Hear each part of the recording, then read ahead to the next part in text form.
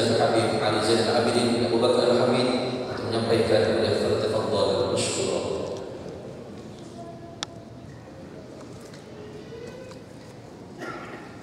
Assalamualaikum warahmatullahi wabarakatuh.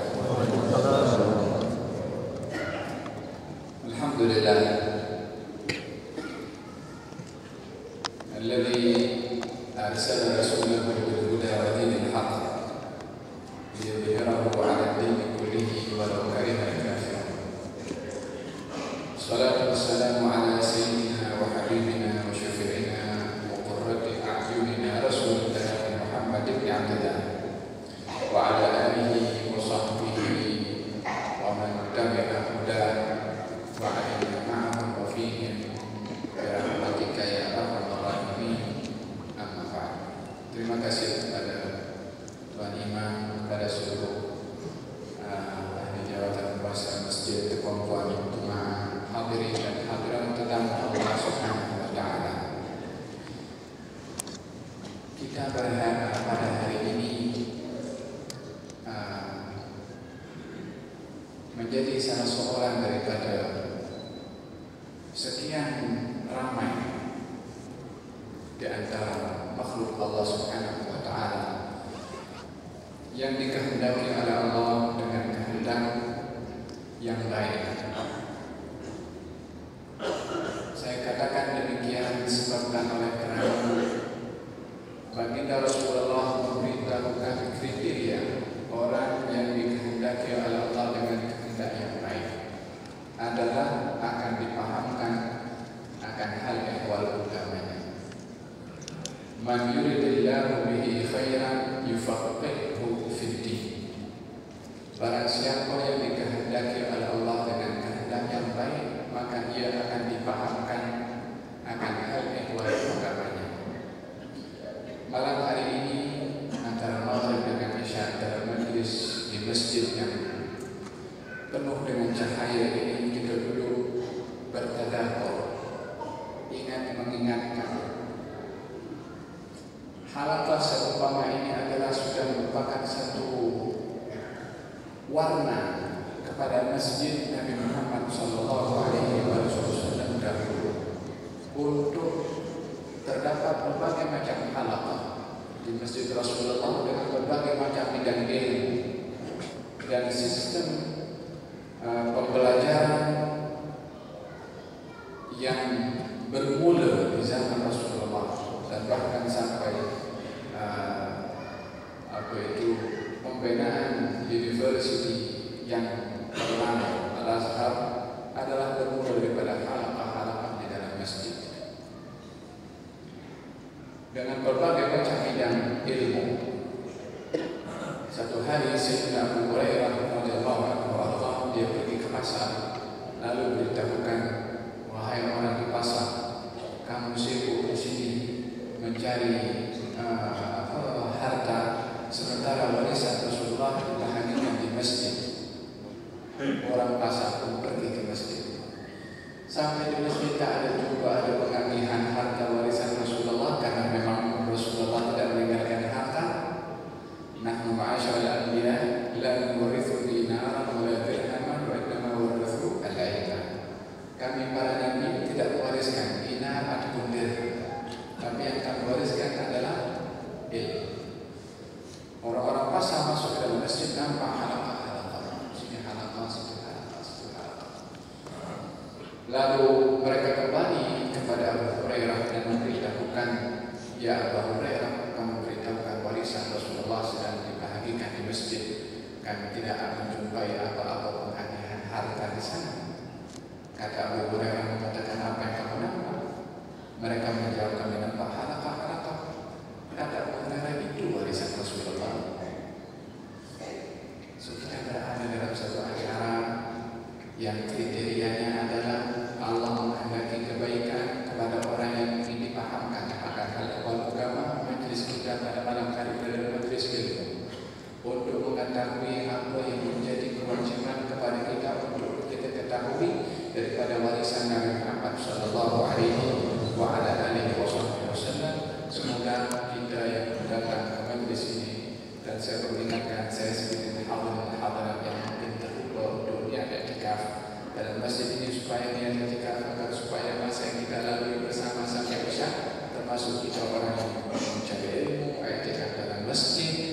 juga dihitung atau dikira seakan-akan kita salat walaupun tidak salat, karena orang yang menunggu salat diganjar oleh Allah seakan-akan dia salat, sebagaimana berita itu datang juga daripada Nabi Muhammad sallallahu alaihi wasallam.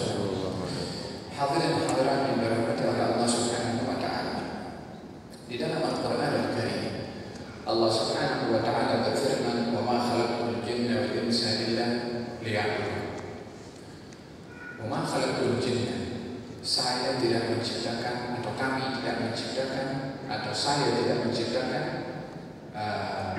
jin dan juga manusia, kata Allah, illa liya'budun, kecuali untuk mengabdikan diri kepada Allah, yang menyembah kepada saya. Berbagai macam ahli tafsir ketika menafsirkan apa maksud Allah Subhanahu wa taala berfirman, aku tidak ciptakan jin dan manusia kecuali untuk menyembah dia dulu. Sayyidina Abdullah bin Abbas menafsirkan liya'budun, menyembah itu aku tidak ciptakan jin dan manusia kecuali untuk mereka menyembah kepada aku, artinya mengenal kepada aku. Liya'budun artinya liya'rifun, untuk mengenal, agar supaya seseorang ketika beribadah kepada Allah Subhanahu wa taala, ibadahnya bukan hanya ikut orang menyembah Allah, tapi kenal kepada siapa yang disembah.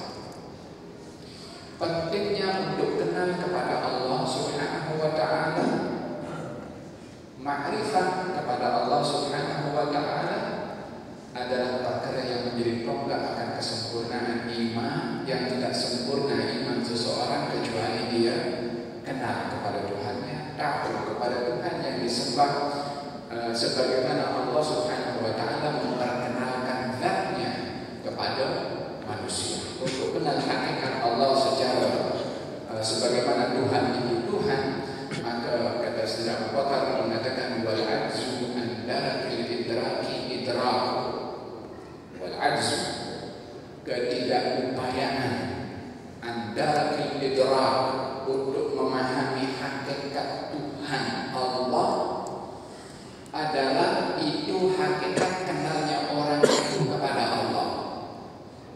Ketika kita tidak mampu memahami hakikat Allah, karena kalau orang memahami hakikat Tuhan itu seperti mana Allah menghendaki zatnya, sebagaimana zat Allah Subhanahu wa taala, maka kalau begitu manusia ini adalah mempunyai ma'rifat tentang zat Allah Subhanahu wa taala, sementara zat Allah itu adalah tidak boleh dijangkau oleh akal pikiran manusia, sebab Allah Subhanahu wa taala adalah Tuhan yang tidak mempunyai sempadan akan keagungannya, kebesarannya, kehebatannya dan sebagainya.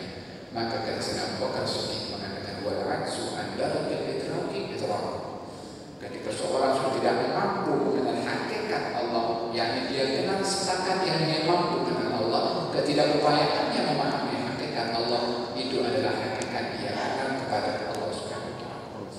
Dan ini ayat yang pertama berkenaan dengan mengenal kepada Allah Subhanahu wa taala, agar supaya kita menyembah kepada Tuhan yang kita kenal. Kalau pepatah Melayu mengatakan tak kenal maka tak sayang. Yang kedua yang perlu kita kenal pasti setelah Allah Subhanahu wa taala adalah junjungan Nabi Muhammad sallallahu alaihi wasallam. Mengenali Rasulullah adalah perkara yang wajib, yang tidak sempurna juga iman seseorang kalau tak kenal kepada Rasulullah sallallahu alaihi wasallam. Dan uniknya mengenali Rasulullah sallallahu alaihi wasallam adalah manusia itu selalunya akan dikenal setelah dia itu ada dan sudah berinteraksi dengan yang lain. Semakin orang itu banyak kawan, semakin orang itu dikenal oleh kawan-kawannya. Kalau orang itu mendapatkan publicity yang lebih, maka yang dia tak kenal pun boleh kenal juga. Seseorang yang masuk dalam radio ini ataupun dia ada dalam TV, mungkin orang itu tak kenal kepada semua yang tengok, tapi yang tengok semuanya kenal kepada orang itu. Tapi kenalnya orang itu kepada orang yang ada dalam TV, setelah adanya orang itu baru orang lain kenal. Tapi jarang sekali atau tidak semestinya atau tidak masuk di akal orang akan kenal kepada orang yang belum ada.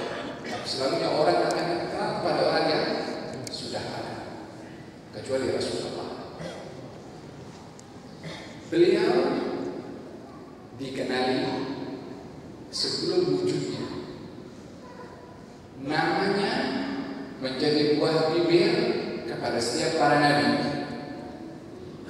Bahkan sebelum wujudnya alam ini, Allah Subhanahu wa Ta'ala sudah mengenalkan Rasulullah Sallallahu Alaihi Wasallam. Saya akan bahaskan bagaimana Nabi dikenal sebelum dicipta, supaya kita termotivasi untuk kenal lebih dalam tentang orang yang dikenal sebelum diwujudkan. Seseorang yang diperintah bukan hanya dikenal, disuruh untuk dikenali sebelum diciptakan adalah Nabi Muhammad SAW. Di dalam hadis yang diriwayatkan oleh Imam Hakim dalam kitab Al-Mustadrak, baginda Rasulullah SAW, beliau bersabda, "Kuntu nabiyyan wa Adam lam jadilun fi tinati." Saya sudah menjadi nabi, kuntu nabiyyan. Saya sudah menjadi nabi. Sementara Adam antara tanah dengan air, terdapat berbagai macam riwayat. Belum sempurna ciptaannya, masih dalam tanah, dan mengatakan tanah dengan air juga. Nabi sudah mengisytiharkan kenabiannya. Gelar kenabian itu ada kepada seseorang setelah lahir dan diangkat oleh Allah Subhanahu wa Ta'ala menjadi nabi. Tetapi kenabian Rasulullah yang memberitahukan beliau itu nabi, sementara Nabi Adam masih antara tanah dengan air, adalah baginda sendiri. Apa tujuan Nabi memberitahukan saya ini nabi sementara Adam antara tanah dengan air?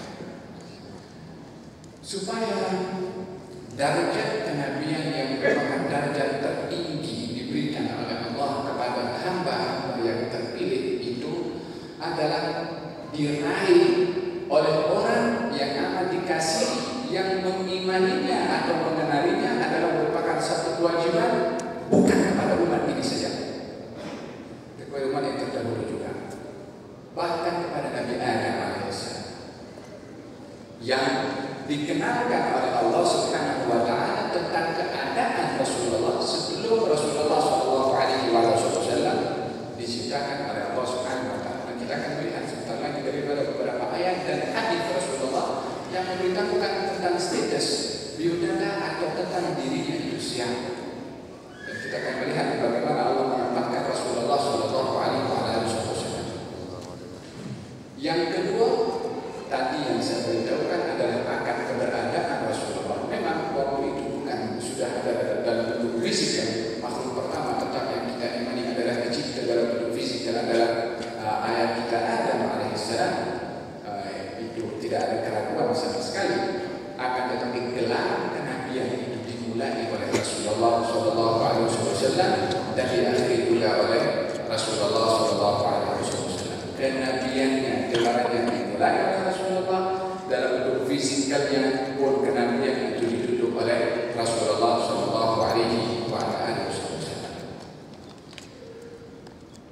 Ini yang perlu untuk kita kenal pertama tentang Rasulullah, yang keberadaannya sudah dikenal sebelum kewujudannya, beri namanya, kedudukannya sudah dikenal sebelum dicipta oleh Allah Subhanahu wa Ta'ala.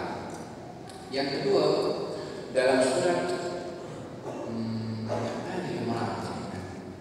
Allah Subhanahu wa Ta'ala berfirman, wa in akhadallahu mitsaqan nabiyyina lama ataytukum min kitabin wa hikmatin thumma ja'akum rasulun musaddiqun lima ma'akum latu'minunna bihi wa latansurunna qala aqrartum wa akhadtum 'ala dhalikum yusri qalu aqrarna qala fashhadu wa ana ma'akum minasyahidin. Dan ketika Allah mengambil janji dan sumpah minan nabiyyin daripada seluruh para anbiya, bila mana dikatakan para anbiya atau nabi, ianya adalah lebih daripada rusul. Karena rusul yang wajib kita imani 25, sebagaimana termaktub nama-nama mereka dalam Al-Quran. Tapi nabi jumlahnya adalah jauh lebih ramai. Perbezaan nabi dengan rusul, rusul itu pembawa syariat ataupun pelengkap pada syariat yang sebelumnya. Nabi-nabi terkadang diutus oleh Allah untuk dirinya sahaja atau untuk keluarganya sahaja, mengikut kepada yang sebelumnya. Wa in akhadallahu mitsaqan nabiyyin, dan ketika Allah mengambil mitsaq, yakni janji dan sumpah daripada seluruh para anbiya, lama atitukum min kitabin wa hikmah, tidak aku turunkan kepada kamu Alkitab, wahyu, hikmah, dan juga hikmah dari Allah Subhanahu wa ta'ala. Thumma ja'akum rasul, kemudian di tengah-tengah kamu menerima wahyu dari Allah dan hikmah dari Allah, datang kepada kamu seorang rasul musaddiqun lima ma'akum, membenarkan kepada wahyu yang telah Allah turunkan kepada kamu. La tu'minunna bihi, kamu mesti beriman kepada rasul ini. Wa la tansurunnahu, wa perintah, kamu mesti tolong rasul ini. Janjinya dua, iman dan pertolongan.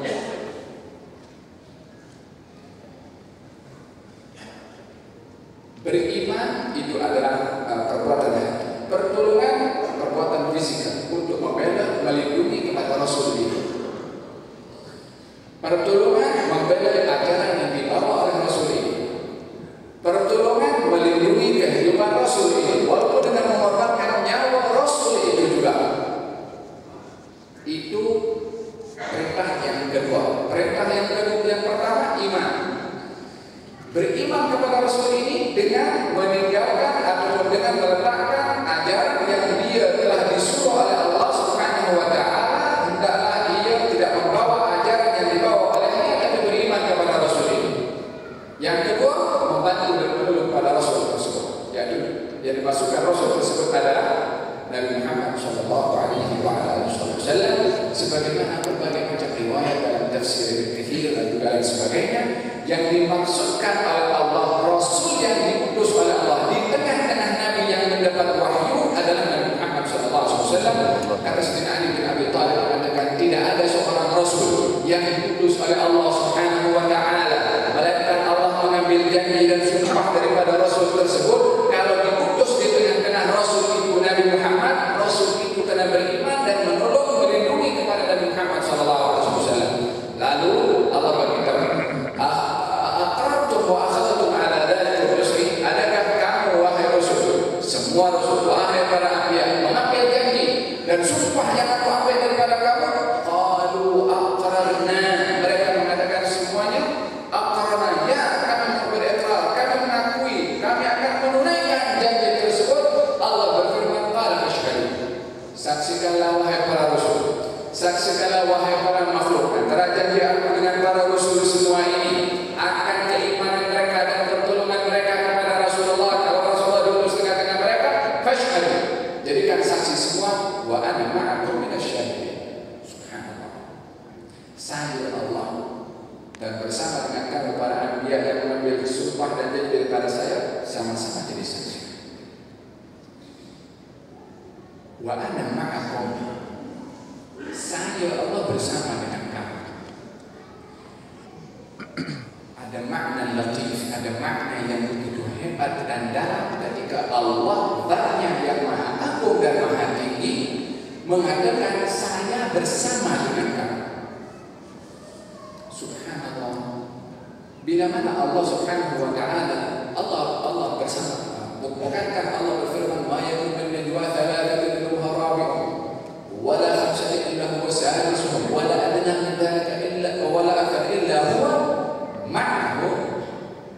Tidak ada orang yang bercakap antara 3 orang dengan senyap-senyap kecuali yang keempat adalah Allah. Tidak bercakap 5 orang secara perlahan-lahan percakapannya kecuali yang ke-6 adalah Allah. Lebih daripada itu jumlahnya, kurang daripada itu kecuali Allah bersama dengan kamu. Wa huwa aqrabu ilayhi min hablil warid. Allah Subhanahu wa taala dekat kepada hambanya lebih daripada hablil warid, yakni daripada urat yang ada dalam tubuh badan kita ini. Allah bersama sesiapa sahaja dengan makna yang sesuai. Jangan kita nak sempitkan kebersamaan Allah macam kita bersama dengan bersama dengan yang kita nampak sekarang, bersama dengan kawan yang berjalan bersama atau bersebelahan. Kata Imam Syafi'i mengatakan, "Ilmi ma'i haitsu yamamtu yanfa'uni." Ilmu saya bersama dengan saya di mana saja saya berada, ilmu saya mendatangkan manfaat kepada saya. Di mana ilmunya? Di otak ke? Di dada ke? Nanti pernah boleh jumpa ke Imam Syafi'i di mana? Tidak selalu yang namanya bersama mesti nampak, tapi kebersamaan itu ada. Mengikut disesuaikan dengan mafhum, dengan siapa maksudnya bersama itu. Allah bersama dengan makhluknya, tapi sesuai dengan zat Allah Subhanahu wa taala. Tapi bila mana Allah mengatakan wa ana ma'akum, saya Allah bersama dengan kamu wahai para anbiya, nak menjadi saksi juga. Akan saksi apa? Sementara Allah adalah yang Maha bersaksi, Allah yang Maha tahu. Tapi Allah ingin menunjukkan bahwasanya janji dan sumpah yang diambil oleh Allah daripada para anbiya adalah untuk menunjukkan akan keagungan orang yang memang agung dan hebat, yaitu Rasulullah, supaya mereka para anbiya untuk mengagungkan kepada Rasul ini karena Allah sendiri menisbahkan saya menjadi saksi bersama dengan kamu. Jadi hati-hati akan keagungan orang ini. Untuk kamu tidak mengabaikan, untuk kamu tidak melihat level yang aku beri kepada kamu daripada kenabian. Bila mana orang ini ada tengah-tengah kamu, kamu dalam beriman kepada orang ini. Kata Sayyidina Ali mengatakan maksud daripada Rasul yang diutus oleh Allah dalam ayat tersebut adalah tidak diutus seorang Nabi oleh Allah Subhanahu wa taala, melainkan diambil janji dan sumpah oleh Allah untuk beriman kepada Nabi Muhammad sallallahu alaihi wasallam. Wujudnya sudah ada atau belum? Tak wujud lagi. Antara Nabi Adam sampai kepada Nabi Isa berapa ribu tahun? Allahu a'lam. Mengatakan 50.000 ada mengatakan lebih. Tapi tidak ada Nabi yang diutus itu. Baru Nabi yang kita tahu dalam Al-Quran yang diceritakan oleh Allah Subhanahu wa taala. Lagi ramai jumlah dengan para anbiya. Tidak diutus seorang Nabi oleh Allah kecuali diambil janji dan sumpah untuk beriman kepada Nabi Muhammad. Kalau disuruh beriman kepada Nabi Muhammad, macam mana kita kenal dengan Nabi Muhammad? Mesti kenal. Ini insan yang diperkenalkan oleh Allah Subhanahu wa taala sebelum kewujudannya. Ini insan dikenalkan oleh Allah Subhanahu wa taala bukan hanya untuk umatnya saja, tapi untuk alam semua. Kenal kepada Rasulullah sallallahu alaihi wasallam. Kita kalau baca sirah sejarah itu, ada sampai sekarang di Mekah itu ada satu kawasan namanya Syarif Zuqaq. Zuqaq itu lorong. Sebab apa? Sebab baginda Rasulullah dahulu bersabda, saya teringat dahulu sebelumnya, ini dahulu maksudnya Nabi sebelum menjadi Nabi, ketika berada di Mekah, saya lalu sebuah lorong, itu ada batu mengatakan Assalamualaikum ya Rasulullah. Itu batu bercakap kepada Rasulullah sebelum Nabi SAW dia akan menjadi Nabi. Batu pun kenal kepada Rasulullah SAW. Tak ada single makhluk kecuali mengenal kepada Rasulullah sallallahu alaihi wasallam. Dan ayat ini memberitahukan tentang kewujudan Rasulullah, dikenalinya Rasulullah sallallahu alaihi wasallam sebelum Nabi diciptakan. Tidak ada nabi yang tidak kenal kepada Nabi Muhammad sallallahu alaihi wasallam, dan tidak ada nabi kecuali diambil janji dan sumpah oleh Allah Subhanahu wa taala untuk beriman kepada Rasulullah. Kata baginda Rasulullah, wallahi law kana Musa hayyan ma wasi'ahu illa ittiba'i. Demi Allah, kalau Nabi Musa hidup di zamanku ini. Nabi tengok salah seorang daripada sahabat Nabi mengambil itu kitab-kitab At-Taurat untuk dikaji ulang. Kemudian Nabi tengok kepada mereka, kata baginda Rasulullah SAW, tidakkah sudah cukup dengan Al-Quran yang aku bawa sehingga kamu masih mengkaji tentang kitab-kitab yang diturunkan oleh Allah kepada Nabi sebelum aku? Wallahi, demi Allah, kalau Musa, yaitu orang yang diturunkan Taurat, hidup di zaman aku, akan ikut di belakang aku, akan ikut dengan Al-Quran Al-Karim. Yang kamu sebut tentang mengkaji tentang Taurat pasal apa? Kalau Nabi Musa yang diturunkan Taurat hidup, akan pegang Quran, akan Taurat. Walaupun arti larangan ini bukan arti bermakna Nabi tak boleh larang kepada para sahabat untuk mengkaji Taurat, tapi dalam tahapan awal pada waktu itu ingin memperkuat keyakinan mereka para sahabat kepada agama Islam dan tidak terganggu dengan kitab-kitab yang sudah diubah dan dipalsukan isi kandungannya.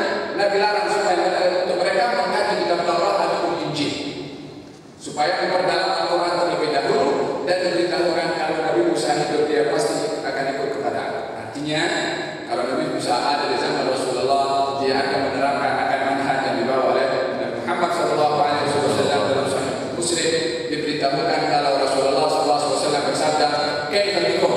Bagaimana satu hari nanti kalau Isa bin Maryam turun ke atas muka bumi ini, wa imamukum minkum, dan yang menjadi imam dalam salat itu adalah daripada kamu. Daripada kamu siapa maknanya? Daripada umat Rasulullah. Yang menjadi makmum siapa? Nabi Isa. Kalau Nabi Isa menjadi makmum, innama ju'ila imam liyu'tam bihi, imam dijadikan imam untuk diikuti, tak akan ikut Nabi Isa mengikut ajaran dibawa oleh Nabi Isa dari Allah Subhanahu wa taala, tapi ikut kepada ajaran dibawa oleh Rasulullah sallallahu alaihi wasallam.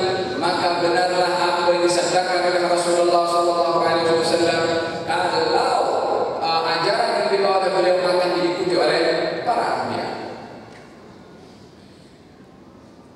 Baginda Rasulullah sallallahu alaihi wasallam bercerita, katanya, "Ana dakwah Abi Ibrahim." Saya ini adalah hasil buah tanda kabul doa Nabi Ibrahim. Wa bisyaratu akhi Isa, dan saya ini adalah kabar gembira yang disampaikan oleh saudara saya Isa alaihissalam. Wa inna ummi, sesungguhnya ibu saya, hina waladatni, ketika melahirkan saya, ra'at nuran, melihat cahaya yang menerangi istana Kisra di Persia dan istana Romawi di istana Bosra di Romawi. Sementara beliau berada dilahirkan di kota Makkah. Potongan hadis yang pertama itu yang saya bahaskan. Ana bisyaratu, saya ini adalah saya ini dakwah Abi Ibrahim. Saya adalah hasil doa mustajab Nabi Ibrahim. Dan saya berita gembira daripada saudara saya Isa. Dua orang disebutkan oleh Rasulullah, Ibrahim dan juga Isa. Walaupun ayat yang tadi saya bacakan memberitahukan kalau tidak ada setiap nabi yang diutus oleh Allah, melainkan nabi itu tahu akan kenabian Rasulullah SAW dan memberitahukan kepada umatnya. Tapi kenapa dalam hadis ini yang disebutkan dua orang saja, Ibrahim dan juga Isa? Sebab kedua-duanya mempunyai hubungan langsung dengan Rasulullah. Apa kaitannya? Adapun Nabi Ibrahim, kaitannya adalah ketika membangun Ka'bah. Ka'bah dibangun di mana? Di Makkah. Lahirnya Rasulullah di mana? Di Makkah. Nabi Ibrahim ketika membangun Ka'bah selesai, Rabbana taqabbal minna innaka antas samiul alim wa tub 'alaina innaka antat tawwabur rahim. Rabbana wab'ath bihim rasulan min anfusihim minhum yatlu 'alaihim ayatihi wa yu'allimuhumul kitaba wa yuzakkihim. Setelah Rabbana waj'alna muslimin waj'alna muslimin laka min dzurriyyatina ummatan muslimatan laka wa arina manasikana wa tub 'alaina innaka antat tawwabur rahim. Rabbana wab'ath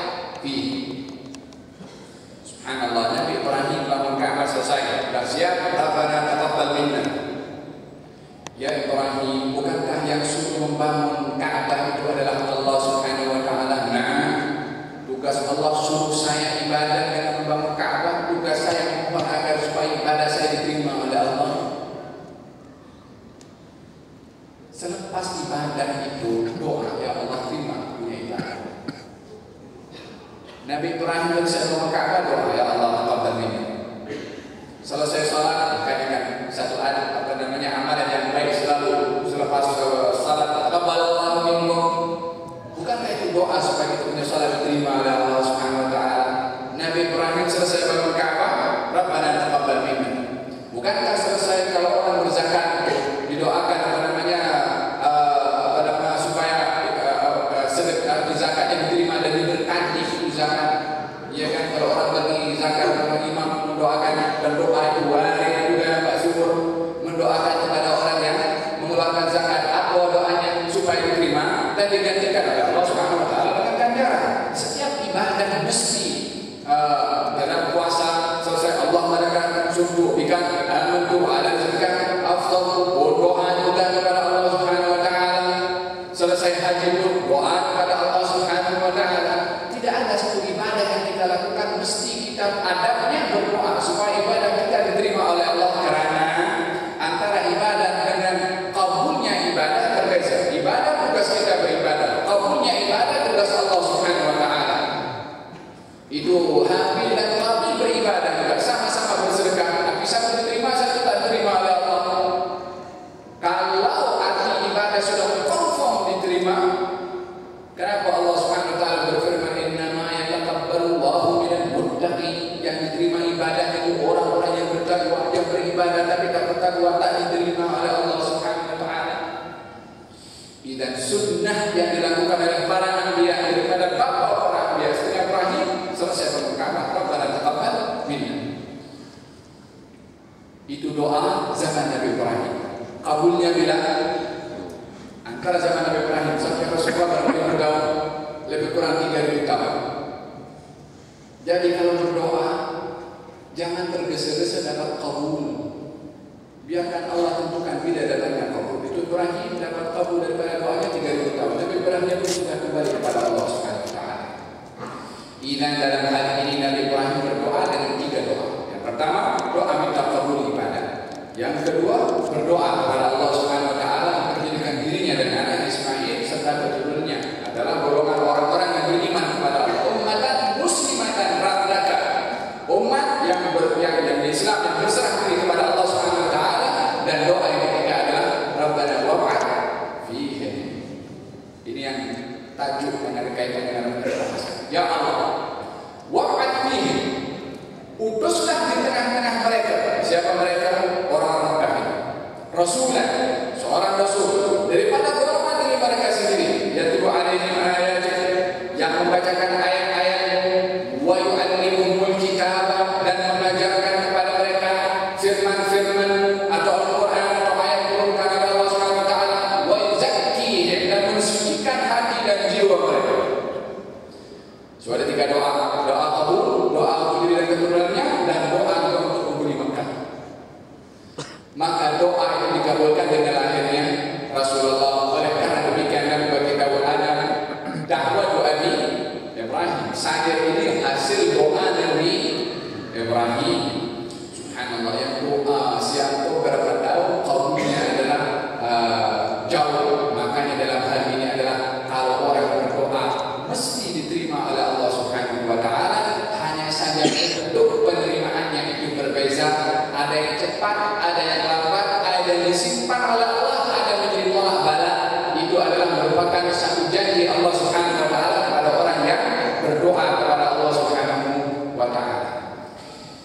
Dalam hadis ini saya beritahukan kenapa Nabi mengatakan saya hasil dakwah doa Nabi Ibrahim, disebabkan oleh kerana Nabi Ibrahim membangun Ka'bah dan Nabi menghendaki Nabi Ibrahim berdoa supaya diutus di tengah-tengah negeri ini yaitu Makkah seorang Rasul yang membacakan ayat-ayat Allah dan juga mengajarkan isi kandungan ayat itu, dan juga wazakihim, dan juga mensucikan hati mereka. Datang kabul dari Allah Subhanahu wa taala dalam ayat yang lain. Ini ayat Al-Quran saling melengkapi satu dengan yang lain. Laqad manna Allahu 'alal mu'minina idh ba'atha fihim rasulan min anfusihim yatlu 'alaihim ayatihi wa yuzakkihim wa yu'allimuhumul kitaba wal hikmah. Allah telah menganugerahkan kepada orang-orang yang beriman seorang rasul bahagia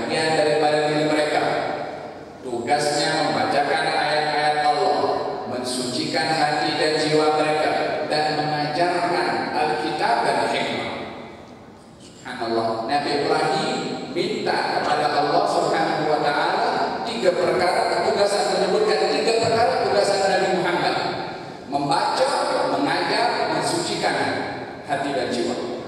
Allah Subhanahu wa taala menjawab sesuai dengan apa yang diminta. Membaca hanya tartibnya saja yang dibezakan oleh Allah.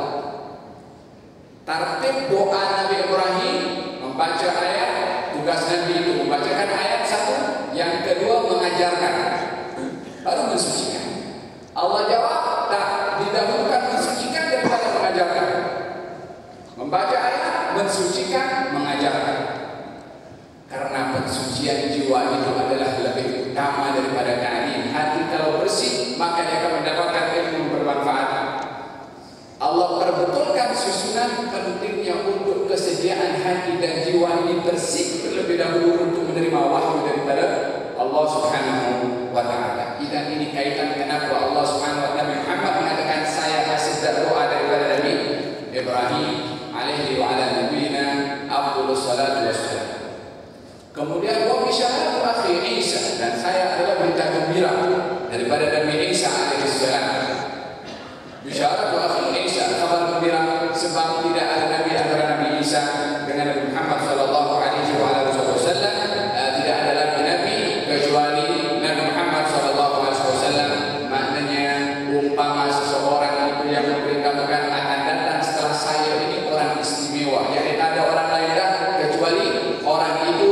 Nabi Isa adalah anak memberitahu sebelum beliau diangkat oleh Allah akan ada nabi setelah aku yang langsung, yaitu dimaksudkan adalah Nabi Muhammad sallallahu alaihi wa ala alihi wasallam. Oleh karena demikian, ini maksud hadis Rasulullah. 2 perkara yang dikatakan oleh Nabi Ibrahim dan Nabi Isa, maknanya kedua-duanya adalah mengenal pasti akan Rasulullah sallallahu alaihi wasallam. Hadirin hadirat yang dirahmati oleh Allah Subhanahu wa taala, ayat dan hadis yang saya bacakan sebentar tadi dan saya jelaskan memberitahukan atau memberikan kepada kita satu tasawur, gambaran bagaimana kehidupan Rasulullah yang sudah dikenal sebelum diciptakan Nabi Muhammad sallallahu alaihi wasallam. Bahasan yang kedua yang kita akan bahaskan adalah Rasulullah setelah diutus. Tadi namanya sudah dikenal sebelum diutus.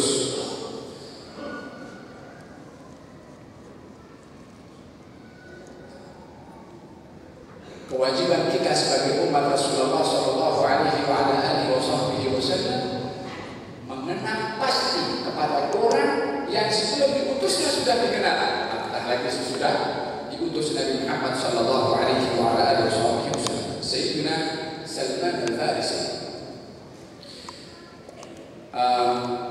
Kita tahu beliau dikenali dengan orang yang kita akan sama Ustaz. Allahu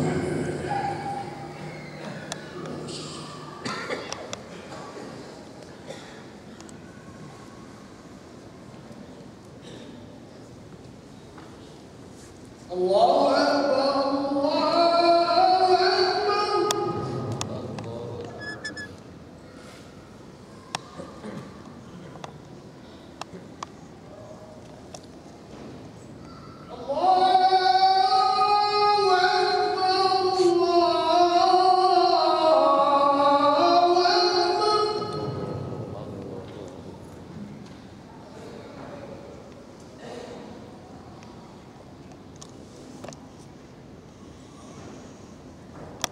أشهد